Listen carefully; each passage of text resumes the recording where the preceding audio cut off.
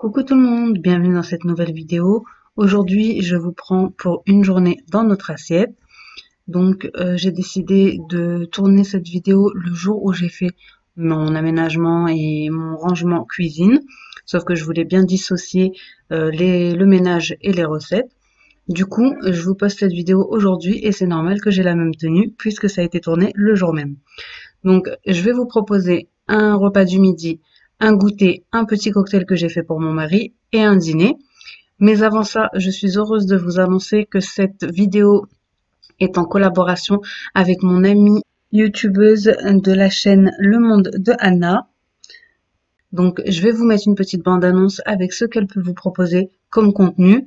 N'hésitez pas à aller la voir de ma part, lui faire un petit coucou et à vous abonner.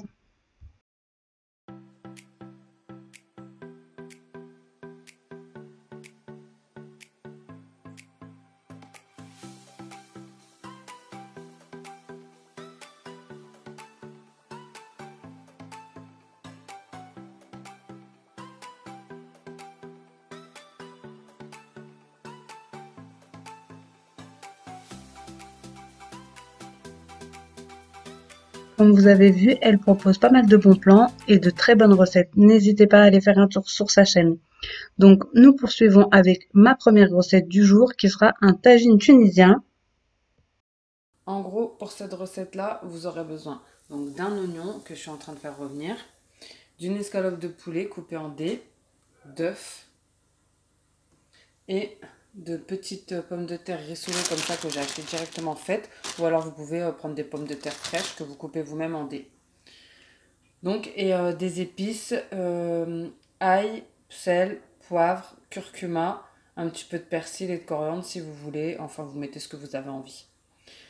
Donc là, j'ai fait revenir les oignons, je vais rajouter le poulet et les épices. On fait revenir les oignons dans un filet d'huile d'olive. Ensuite, on va rajouter les dés d'escalope de poulet et les épices. Moi, je mets une escalope, mais vous pouvez en mettre deux si vous voulez.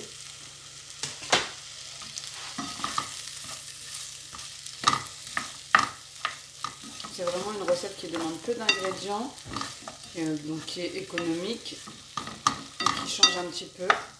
Parce que les tagines tunisiens, c'est pas comme les tagines marocains. C'est plus une sorte de gratin qu'un tagine avec des légumes et de la sauce et de la viande, etc. dans un tagine. Ensuite, vous pouvez rajouter des petits légumes si vous voulez.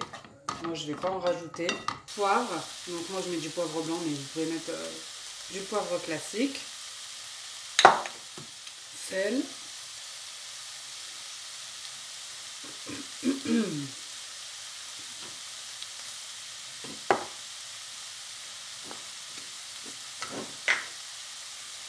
Du persil, moi je mets de l'assaisonnement pour salade.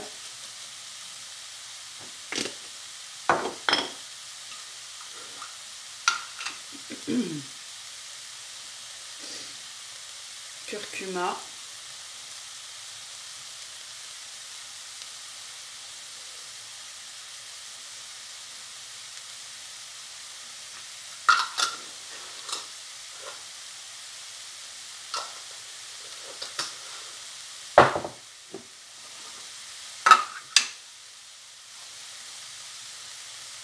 Et ail.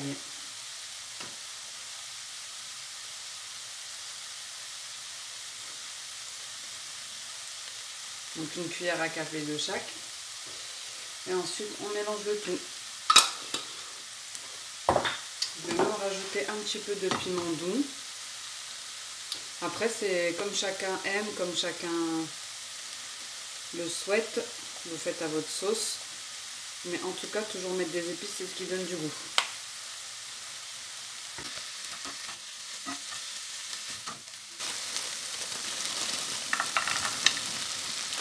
Ensuite, vous versez les dés de frites. Donc l'équivalent, on va dire, d'un bol.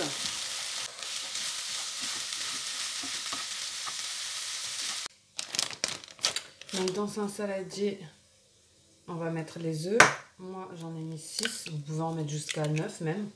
Mais je trouve que c'est un peu trop. Du coup vous mettez dans les œufs du sel, du poivre et du persil.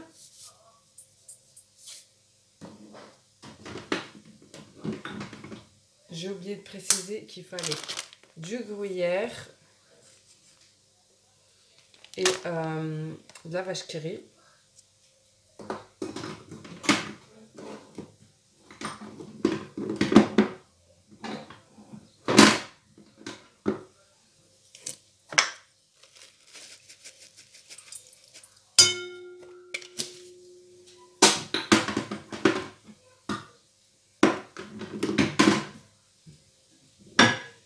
Donc voilà, sel, poivre, persil, du gruyère.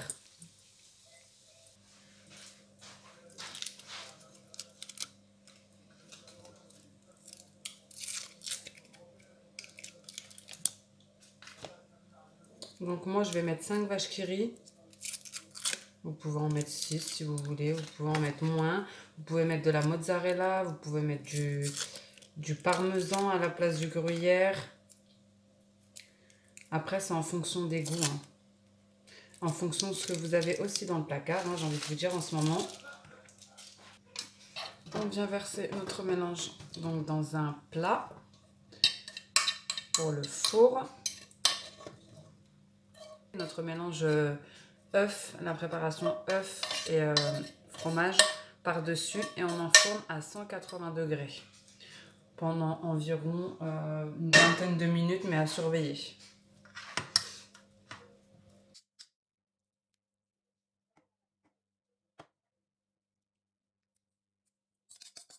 Égoutte le four à 180 degrés jusqu'à cuisson complète.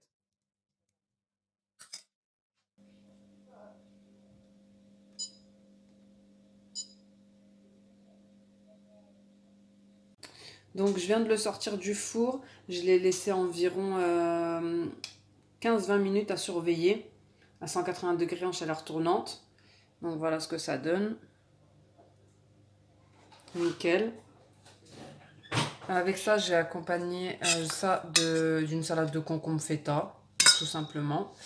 Et une petite salade de fruits que mon fils a faite. C'est lui qui a tout coupé les fruits. Donc j'ai préparé un petit peu de sauce piquante au cas où pour mon mari.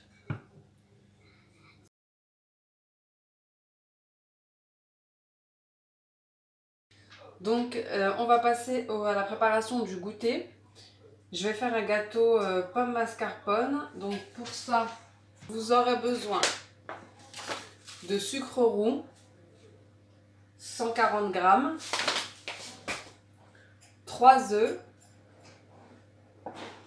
250 g de mascarpone, 3 pommes, 175 g de farine, un sachet de levure chimique et un sachet de sucre vanillé. Et pour finir, 2 cuillères à soupe de jus de citron. Donc j'ai préchauffé le four à 180 degrés. Moi je vais le faire au Thermomix. C'est parti. Donc premièrement on va mettre 140 g de sucre. Donc 140 g de sucre roux. 3 œufs.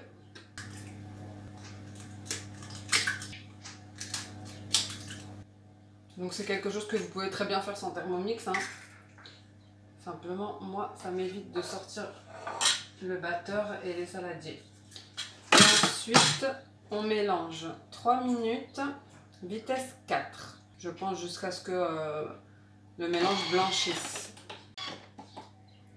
Donc pendant ce temps-là, je vais les éplucher et les couper en tranches. Une fois fini, on vient rajouter les 250 g de mascarpone.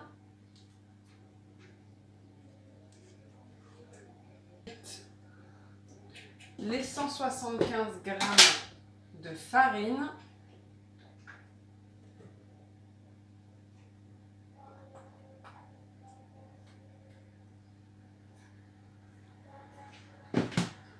La levure chimique, donc le sachet. et 2 cuillères à soupe de jus de citron. Donc moi je vais mettre à vue d'œil. Hein. Voilà. Ensuite on vient remélanger 30 secondes vitesse 4. Ensuite on va graisser un moule. Donc on va le huiler et le fariner. Moi j'utilise une bombe que j'ai achetée chez Audio, c'est de la graisse. On transvase la pâte dedans. Voilà.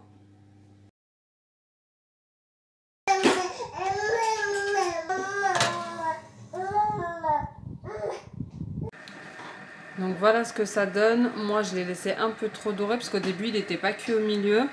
Donc je l'ai laissé un peu trop doré parce que je devais m'occuper des enfants. Mais ça va.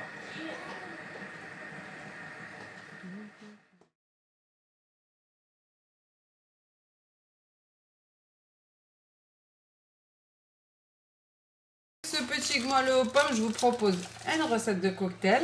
Donc il vous faudra des glaçons, du sirop de fraise, de la limonade.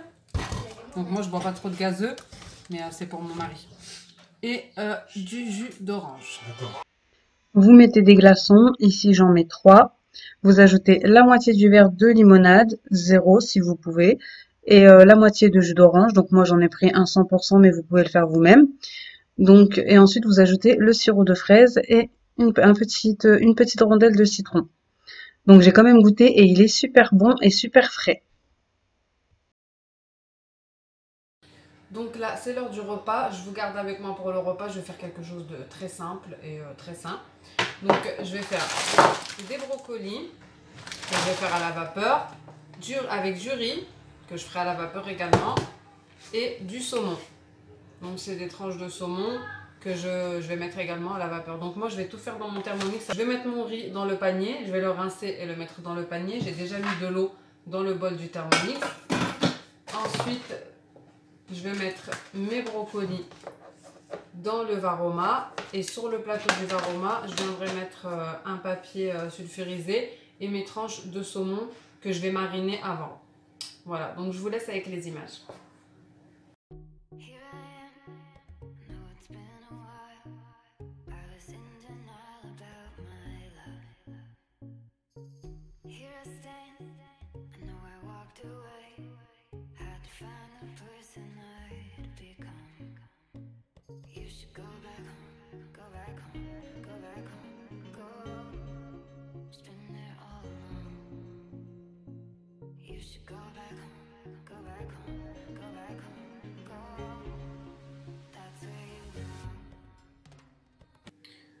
Donc là, je vais faire une petite marinade très simple. Donc avec du sel, du poivre, de l'huile d'olive, du jus de citron, un petit peu d'aneth et un petit peu de sauce soja. Voilà. Ensuite, je vais utiliser un pinceau pour étaler tout ça et je vais mettre au Varoma. Pour la cuisson, je vais mettre ça pendant 30 minutes, donc que ce soit pour le riz, les brocolis ou le saumon, 30 minutes, température Varoma maximum pendant vitesse 2.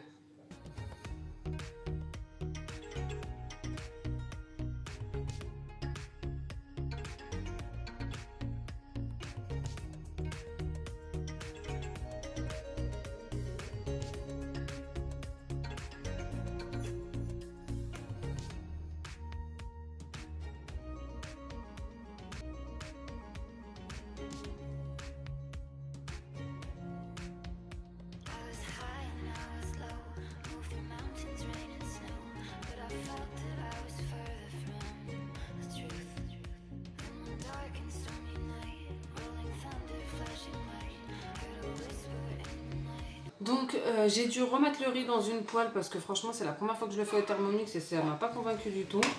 Il y avait des parties encore pas cuites. Le saumon par contre nickel. Avec le papier sulfurisé ça va empêcher que toute l'eau tombe sur les brocolis.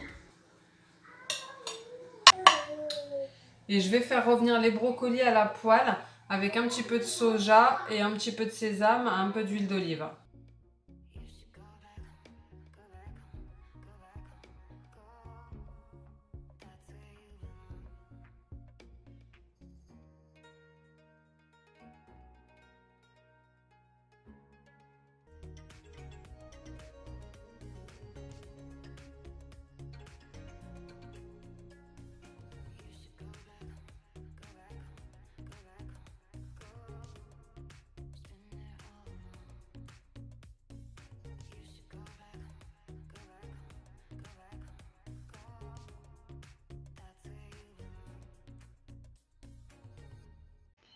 J'espère que cette petite journée dans mon assiette vous aura plu et vous aura donné quelques idées.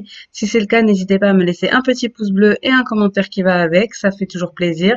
N'hésitez pas à vous abonner, je vous fais de gros bisous et je vous dis à bientôt dans une prochaine vidéo. Ciao!